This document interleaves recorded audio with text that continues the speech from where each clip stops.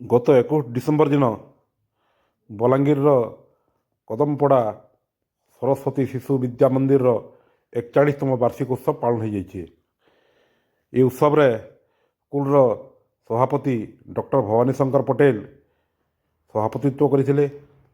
ମୁଖ୍ୟ ଅତିଥି ରୂପେ ସ୍କୁଲର ପୂର୍ବତନ ଛାତ୍ର ତଥା ଓଡ଼ିଶା ଖଣି ନିଗମର ଉପପ୍ରବନ୍ଧକ ସାର୍ଥକ ପ୍ରଧାନ ଯୋଗ ଦେଇଥିଲେ ଏବଂ ମୁଖ୍ୟ ବକ୍ତା ରୂପେ ଶିକ୍ଷା ବିକାଶ ସମିତି ଦକ୍ଷିଣ ପଶ୍ଚିମ ସମ୍ଭାଗର ସମ୍ପାଦକ ରୁଦ୍ରଭାଦ ବାରିକ ଯୋଗ ଦେଇଥିଲେ।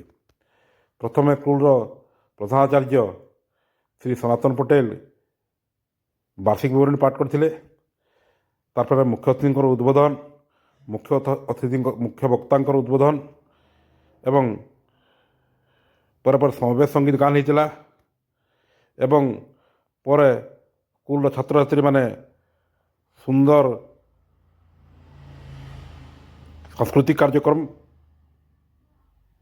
ପରିବେଷଣ କରିଥିଲେ ଏବଂ ବହୁତ ଖୁସିର ମାହୋଲରେ ଏହି କାର୍ଯ୍ୟକ୍ରମ ସମାପନ ହୋଇଥିଲା।